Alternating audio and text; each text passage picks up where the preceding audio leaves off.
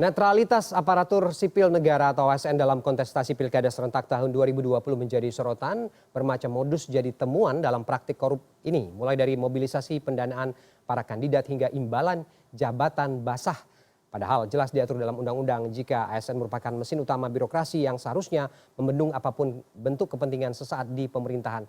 Apa saja menjadi potensi pelanggaran bagi para ASN serta apa regulasi yang paling tepat dalam mengawasi pelanggaran yang muncul akibat birokrasi yang dikorupsi. Untuk membahas topik ini kita sudah terhubung dengan sejumlah narasumber lewat sambungan Zoom dari luar studio. Yang pertama kita sudah terhubung dengan Ari Sudarto, Komisioner KASN. Selamat malam Pak Ari. Selamat malam. Ya, terima kasih Pak Ari sudah bergabung dengan kita Pak. Sudah clear ya Pak audio dengan kita ya Pak ya? Sudah, Oke, terima kasih. Dan juga ada Pak Abhan, Ketua Bawaslu. Selamat malam Pak Abhan. Selamat malam Mas Ferdi. Ya, terima kasih Pak Abhan sudah bergabung dengan kita. Dan satu lagi kita sudah ada kedatangan, sudah mendengar tadi suara dari Mbak Titi Anggraini, Direktur Eksekutif Perludem. Selamat malam Mbak Titi. Selamat malam Mas Ferdi, Assalamualaikum. Waalaikumsalam. Terima kasih Mbak Titi sudah bergabung dengan kita malam ini. Ya, saya langsung ke Pak Ari kalau gitu. Pak Ari kan idealnya bahwa netralitas ASN ini seharusnya menjadi alarm begitu ya di Pilkada serentak 2020 secara khusus begitu. Tapi kemudian alarmnya sudah kadung bunyi nih Pak. Ada temuan 450 lebih begitu ASN yang tidak netral. Bagaimana kemudian merespon ini Pak? Apa yang terjadi? Betul sekali bahwa sekarang ini alarm itu sudah berbunyi. Oke. Pun pilkada baru akan berlangsung dimulai Desember nanti. Nah, dari data yang kami himpun per 31 Juli, betul sekali bahwa ada 456 pegawai ASN dan kemudian tentu saja setelah kami lakukan klarifikasi, kemudian verifikasi dan juga pengumpulan bukti-bukti, kita telah mengirim 334 rekomendasi atas dugaan pelanggaran tersebut dan kemudian sebetulnya baru 189 yang kemudian ditindaklanjuti oleh PPK, ya, artinya pejabat pembina kepegawaian. Ini gubernur, wali kota atau bupati, jadi baru 54,9%. Jadi inilah fakta-fakta yang terkait dengan pelanggaran yang terjadi dalam periode Pilkada 2020 yang akan melibatkan 270 daerah yang terdiri dari 9 provinsi, 37 kota dan 224 kabupaten, Mas Ferdi. Oke, Pak Ari, modusnya kan mungkin dianggap jamak selama ini bahwa kemudian ada mobilisasi pendanaan terhadap kandidat, ada juga iming-iming jabatan atau posisi basah begitu. Apakah kemudian ini masih berlangsung seperti itu atau ada modus lain yang dipraktekkan karena mengingat aturannya semakin ketat juga? Ya, modus-modus itu memang masih sangat menonjol dan bahkan yang kemudian menjadi sangat menarik adalah yang melakukan pelanggaran justru adalah jabatan pimpinan tinggi. Jadi misalnya para sekretaris daerah, para kepala dinas, kepala badan dan seterusnya yang tentu saja mereka memiliki potensi untuk memobilisasi tadi apakah SDM ya, artinya pendukung-pendukung, bisa juga dana, bisa juga sarana prasarana dan seterusnya. Dan ini tentu saja tidak harus demikian karena jelas-jelas bahwa ASN itu harus netral dalam arti ya nggak boleh berpihak dan kemudian juga harus bebas dari konflik kepentingan, dari intervensi politik ya dan juga harus bersikap adil, bersikap netral. Jadi seperti itu. Oke, saya ke Pak Abhan langsung. Pak Abhan ini dikasih PR sama Pak Ari nih Pak. Iya. Gimana Pak? Udah ada 456 temuannya, Bawaslu ini sudah mulai ini apa ya? Udah mulai kewalahan atau bagaimana? Atau sudah ada strategi lain yang akan disiapkan? Jadi kami kan ada MOU dengan KSN juga. Jadi apa yang tadi KSN sampaikan sekitar 400-an lebih 450 itu adalah juga sebagian besar juga dari tindak lanjut dari kawan-kawan Bawaslu ya. Jadi Bawaslu kemudian ada laporan maupun temuan, kemudian tidak lanjuti ke KSN. Jadi kan dugaan pelanggaran atas netralitas ASN ini bisa dua pendekatan ya, ada dua hukum ya bisa dikenakan. Pertama administratif. Ketika administratif memang wilayah kepada KSN. KSN yang sudah responsif ya, memberikan rekomendasi kepada PPK untuk menjatuhkan sanksi administratif ya. Namun demikian di samping sanksi administratif ada juga sanksi pidana. KSN ya, manakala memenuhi ketentuan rumusan pasal 71 junto pasal 188 yang intinya demikian bahwa ASN itu dilarang membuat tindakan, melakukan tindakan, perbuatan atau membuat tindakan atau kebijakan yang menguntungkan atau merugikan salah satu pasangan calon. Seperti tadi misalnya disinyalir ada memberikan sumbangan dan sebagainya, itu kan membuat melakukan tindakan atau perbuatan. Kalau itu merugikan atau menguntungkan salah satu pasangan calon, maka bisa kena sanksi administratif melalui mekanisme KSN dan bisa sanksi pidana melalui Bawaslu, nanti kami tindak lanjut dengan Sentra Gakumdu. Jadi menurut kami bahwa sanksinya sudah jelas gitu. Ada sanksi administratif dan ada sanksi pidana. Nah, pencegahan juga kami lakukan.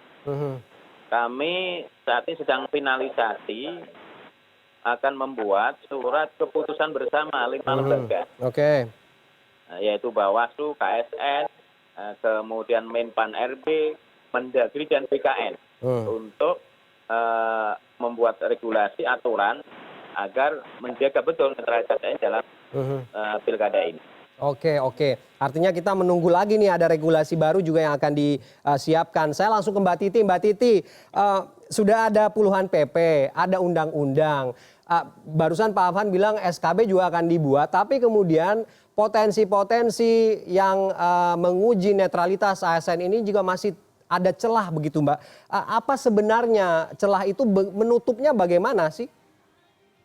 Iya, kalau bicara soal menutup ini memang tidak sederhana ya, karena problematika netralitas ASN itu sebuah kondisi yang dikontribusikan oleh banyak faktor. Yang pertama dari sisi regulasi memang ada suatu kondisi yang tidak bisa mudah bagi kita di dalam menegakkan netralitas ASN. Contohnya, pembina kepegawaian itu kan masih dijabat oleh kepala daerah ya. Jadi ada beberapa yang mandek untuk dilakukan penegakan karena responnya tidak seperti yang kita harapkan.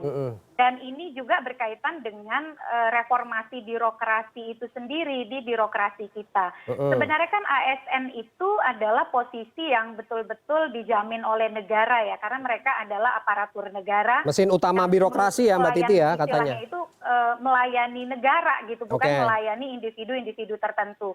Tetapi kebocoran itu terjadi dari dua pihak, Mas Ferdi. Yang pertama dari sisi kandidatnya yang memang punya intensi untuk menggunakan ASN sebagai mesin pemenangan, baik secara aktif ataupun pasif. Kalau aktif itu berarti ASN-nya diminta untuk melakukan kegiatan-kegiatan yang sifatnya proaktif untuk kerja-kerja pemenangan. Termasuk salah satunya adalah menggunakan kewenangan atau anggaran yang ada pada si ASN. Karena kan beberapa posisi mengelola kewenangan dan mengelola anggaran. Nah yang kedua bisa juga dikontribusikan oleh si ASN-nya sendiri. Tadi, jadi pilkada itu menjadi instrumen untuk promosi jabatan gitu. Karena dia pejabat pembina kepegawaian itu adalah kepala daerah, diharapkan kalau dia dianggap berkeringat memenangkan calon dan calon itu terpilih, akan ada insentif atau benefit yang sifatnya menguntungkan si ASN untuk dapat posisi atau kedudukan yang dia inginkan. Jadi memang dua hal ini dan dalam beberapa hal tidak mudah gitu penegakan hukumnya itu tidak sesederhana yang kita bayangkan. Walaupun saya apresiasi ya kepada KSN Komisi Aparatur Sipil Negara dan juga Bawaslu sudah berkolaborasi. Kemarin juga ada gerakan nasional netralitas ASN. Keberadaan KSN ini sangat kita perlukan hari ini. Karena terus terang kalau kita bicara pilkada di daerah ya Mas Ferdi ya, kesadaran masyarakat itu tidak sepenuhnya hadir seperti kita yang ada di perkotaan. Karena kadang-kadang di daerah itu ASN itu diposisikan sebagai figur yang punya pengaruh. Figur yang istilahnya itu, apalagi kalau kita ini orang daerah ya, ASN itu disimbolisasi sebagai punya power lah, punya istilahnya itu posisi lebih gitu. Dan pengawasan itu tidak mudah kalau misalnya hanya mengandalkan masyarakat. Dan KSN yang membangun sinergisitas dengan Bawaslu, karena memang tidak hanya satu institusi yang punya peran gitu, ada beberapa institusi. Tinggal bagaimana meluaskan gerakan ini, melibatkan banyak pemangku kepentingan, dan yang terpenting adalah memberi efek jera kepada PPK, pejabat pembina kepegawaian, yang tidak mau menindaklanjuti rekomendasi KSN begitu, Mas Ferdi. Oke, artinya kemudian ini nanti akan jadi PR lebih lanjut buat Pak Bahan dan juga nanti dijawab oleh Pak Ari bagaimana kemudian tudingan publik yang mengatakan bahwa yang aturan-aturan yang berlaku ini sepertinya tidak berlaku bagi para petahana di daerah. Nah ini juga jadi PR kemudian di Pilkada serentak ini. Kita akan membahas lebih lanjut usai jeda, tetap di CNN Indonesia Newscast.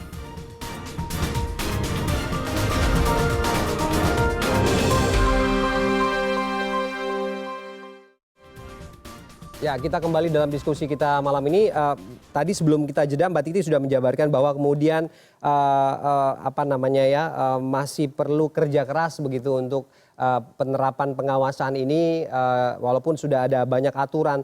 Tapi saya langsung ke Pak Abhan. Pak Abhan, rasanya agak mustahil begitu memisahkan keterlibatan ASN, netralitasnya, bagi khususnya calon yang atau pejabat yang incumbent atau petahana. Ini bagaimana Pak? Apakah kemudian sampai pada aturan atau pengawasannya juga termasuk di dalam mencabut mencabut hak pilih? Apakah sampai ke sana nanti Pak? Iya, begini. Jadi di Pilkada 2020 ini memang dari pemetaan kami potensi petahana itu cukup tinggi. Ya. Ada sekitar 220-an ya. Dari 270 daerah itu yang potensi petahananya ada 220. Artinya ini kalau biasanya persoalan netralitas ASN ini akan banyak terjadi di daerah yang ada calon petahana ya. Karena sudah ada relasi sebelumnya dan sebagainya. Seperti tadi Mbak Titi sampaikan bahwa karena PNS ini memang punya pengaruh besar di daerah. Ya. Misalnya seorang guru itu kan punya pengaruh besar di daerahnya masing-masing. Nah ini yang biasanya sangat efektif untuk digunakan kampanye-kampanye bagi petahana. Persoalan apakah perlu tidak undang-undang ini mencabut hak politik bagi ASN, saya kira kita serahkan kepada legislatif ya. Nanti bahwa sampai hari ini memang bahwa ASN itu punya hak politik, punya hak dipilih maupun memilih. Ya. Jadi memang beda antara ASN dengan Polri dan TNI. Kalau TNI Polri memang betul-betul nggak punya hak pilih. Ini sementara harus netral, tetapi bisa menggunakan hak pilihnya ketika pada hari pemungutan itu. Ini memang satu hal yang menjadi tantangan dari ASN. Tetapi begini, saya kira ini harus ada kesadaran dua belah pihak, ASN itu sendiri maupun dari peserta tim kampanye. Jangan menarik-narik ASN untuk kepentingan politik praktis pilkada ini bagi kandidat ya. Dan juga ASN juga jangan ini momentum untuk mencari promosi dan sebagainya, kemudian dengan melanggar larangan soal netralitas. Jadi ini harus ada kesadaran dua belah pihak. ASN itu sendiri harus menjaga marwah ASN harus netral, melayani kepentingan publik. Kemudian kandidat yang petahana ya jangan tarik-tarik mereka untuk kepentingan politik praktis di pilkada. Oke, saya ke Pak Ari. Pak, kalau kemudian ada aspek sosial begitu ya, soal figur pejabat publiknya yang kemudian juga berpengaruh terhadap persoalan ini, bagaimana kemudian ini bisa dijadikan sebuah sebuah ketetapan bahwa aturan ya memang aturan begitu, tidak ada aspek-aspek lain yang harus dilihat atau dipertimbangkan karena memang sudah melanggar begitu. Bagaimana, Pak? Ya, betul sekali Mas Ferdi, bahwa yang terjadi pada saat ini memang dari salah satu hasil survei Komisi Aparatur Sipil Negara misalnya ya, ada kira-kira 15% dari ASN itu mengaku bahwa mereka tidak mengetahui misalnya ya tentang peraturan perundangan yang berlaku. Ini menurut saya adalah alasan yang dicari-cari. Ya. Sementara undang-undang ASN ya, ini jelas sudah melakukan pengaturan secara lengkap dan ini adalah paradigma baru. Jadi ketika para pegawai ASN ini masih menggunakan mindset, kultur set yang lama, ya maka tentu saja dia akan terus melakukan pelanggaran yang sangat perlu kita perhatikan justru adalah salah satu simpul ya, dari problem itu adalah para kepala daerah itu sendiri selaku pejabat pembina kepegawaian yang ya semacam enggan atau kemudian juga karena memiliki konflik kepentingan ya kemudian tidak misalnya memberikan sanksi kepada ASN yang melanggar. Dan caranya bagaimana ya, saya dengan Pak Abhan ngeroyok mereka gitu ya. Jadi tadi yang disampaikan Pak Abhan misalnya dan juga saya menggarisbawahi Mbak Titi, kita punya ketentuan yang terbaru ya, SKB 5 kementerian dan lembaga. Ini mudah-mudahan sangat efektif ya, karena kita lihat sekarang misalnya tingkat prosentase dari tindak lanjut kepala daerah itu tadi sudah lebih tinggi lah ya, jauh lebih tinggi. Sekarang 54,9%. Ya. Ini rasanya angkanya akan meningkat terus dibandingkan misalnya dengan mulai dari tahun 2015 sampai 2019 yang lalu itu di bawah 30% misalnya. Jadi sekarang kami sudah membuat janjian kerjasama dengan Bawaslu RI, kemudian juga pengawasan netralitas ini bahkan kita coba misalnya akan memberikan sanksi kepada kepala daerah selaku PPK misalnya melalui mekanisme Menpan RB atau Mendagri ya, sesuai dengan ketentuan yang berlaku. Jadi memang kemudian harus lebih fair, lebih adil, bukan ASN saja, tapi juga bagaimana kepala daerahnya juga diberikan sanksi. Ini juga sesuai dengan kemarin kami melakukan kegiatan kampanye netralitas misalnya dari KPK misalnya. Ya, Stranas PK sangat jelas ya pernyataannya bahwa mereka ingin memberikan perhatian ya, bahkan katakanlah memotret gitu ya para kepala daerah yang tidak atau mengabaikan ya pemberian sanksi ini akan diberikan ya sanksi itu sendiri kepada mereka. Begitu Mas Ferdi. Oke. Artinya memang kalau kita lihat aturan mainnya sebenarnya sudah cukup baik begitu sesuai dengan juga aturan undang-undang yang mengatur soal itu. Tapi kemudian di mana salahnya? Apakah kemudian ada mekanisme yang juga masih rumit begitu terhadap laporan, terhadap hal-hal yang berkaitan dengan partisipasi masyarakat melihat kasus-kasus seperti ini? Saya akan tanyakan nanti ke Mbak Titi, tapi kita jeda dulu. CNN Indonesia Newscast kembali usai jeda. Tetap bersama kami.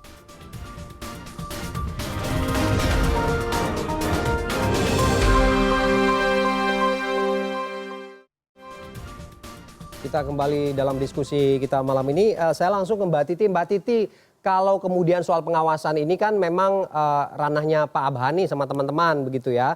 Tapi kemudian rekomendasinya akan diteruskan ke KSN dan ke Pak Ari dan teman-teman begitu. Tapi mekanismenya ini sebenarnya sejauh ini sudah benar belum Mbak Titi? Apa kemudian dari mekanisme pelaporan partisipatif masyarakat yang memang belum terbuka dan tersosialisasi dengan baik sehingga kemudian potensi-potensi pelanggaran ini tuh masih terjadi begitu? Ya, saya kira faktor yang disebutkan tadi hampir semua ikut berkontribusi, hanya kadarnya saja yang berbeda ya. Kalau kita perhatikan praktik pilkada kita dari tahun ke tahun, sebenarnya soal netralitas ASN ini sekarang lebih terbuka untuk dibincangkan, dibahas, dan mengalami perbaikan proses penanganan, terutama dengan adanya Komisi ASN. Ini hasil interaksi dan pemantauan kami ketika mengikuti proses pemilu sejak 99 ya.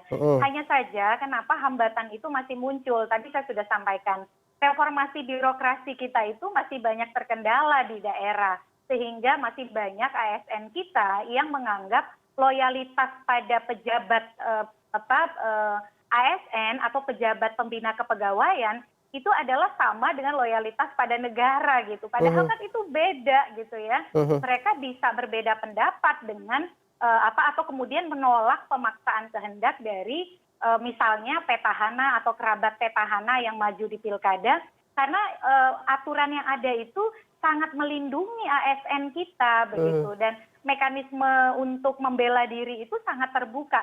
Tapi ya tadi, karena tidak semua terjangkau informasi, contoh kalau di daerah-daerah terpencil ya, atau bisa dikatakan jauh dari ibu kota, itu kadang-kadang dikirim pindah tugas ke kepulauan yang jauh dari ibu kota, di pulau yang ujung sekali ya. Saya menemukan beberapa kasus seperti itu, dan itu yang kemudian situasi tertekan, terintimidasi, tidak tahu harus kemana, belum lagi bentukan pola pikir bahwa loyalitas pada negara adalah loyalitas pada atasan, itu masih ada loh di ASN kita. Tetapi memang yang paling harus diantisipasi adalah ASN yang punya kewenangan itu, yang punya posisi strategis itu, seperti tadi Sekda, kepala dinas, bukannya kita berprasangka bahwa mereka pasti melakukan kejahatan ya, tidak seperti itu, tapi ini namanya pencegahan. Termasuk juga ada yang berposisi sebagai sekda tapi sudah ketemu partai, roadshow, menunjukkan dukungan bahwa dia akan dicalonkan oleh partai ini, partai itu. Pak Ari itu kan sudah pelanggaran netralitas berat ya, karena dia statusnya masih ASN, walaupun dia ingin maju pilkada gitu. Harusnya dia melakukan aktivitas roadshow politik, lalu membangun interaksi politik yang terbuka kepada publik dengan partai-partai itu pada posisi dia sudah mundur gitu, bukan ketika dia aktif masih berkantor sebagai pejabat begitu. Nah, jadi menurut saya yang punya kewenangan dan posisi strategis itu Pak Ari yang penting untuk memberikan pelajaran kepada publik dan efek jerah yang harusnya diberi tindakan tegas gitu. Walaupun ujungnya nanti dia mundur karena dia mau jadi calon, tapi harus ada sanksi yang bisa dibaca publik. Orang yang cawe-cawe politik seperti itu nggak benar gitu. Nah, yang terakhir ya, saya kira memang belum semua masyarakat kita itu punya keberanian, kesadaran melaporkan. Karena tadi ya, mentalitas di daerah itu kadang-kadang ASN itu adalah orang penting. Kalau mereka macam-macam dengan ASN, mereka kan susah dapat pelayanan publik, tidak dapat ini, tidak dapat itu. Itu yang harus kita dobrak bersama, saya kira, Mas Fred. Oke, artinya kita memang sepakat bahwa ASN merupakan mesin utama birokrasi, tapi kemudian netralitasnya ini tetap harus menjadi apa ya, kalau Pak Ari bilang harga mati ya Pak Ari ya. Jadi kita berharap Pak Abhan dan teman-teman di Bawaslu ini bisa memiliki aturan atau pengawasan yang lebih rigid, sehingga kemudian tidak ada lagi narasi yang menyampaikan bahwa ASN ini bisa dimanfaatkan khususnya bagi para penguasa untuk meraup dukungan atau bahkan kemudian melakukan korupsi birokrasi. Kita akhiri diskusi kita. Pak Ari terima kasih, Pak Abhan terima kasih, Mbak Titi terima kasih. Dan kita berharap bahwa faktor-faktor tadi itu bisa diminimalisir sehingga netralitas ASN ini memang menjadi menjadi hal yang paling penting khususnya dalam upaya mendukung dalam Pilkada serentak 2020. Terima kasih narasumber saya yang sudah bergabung malam ini.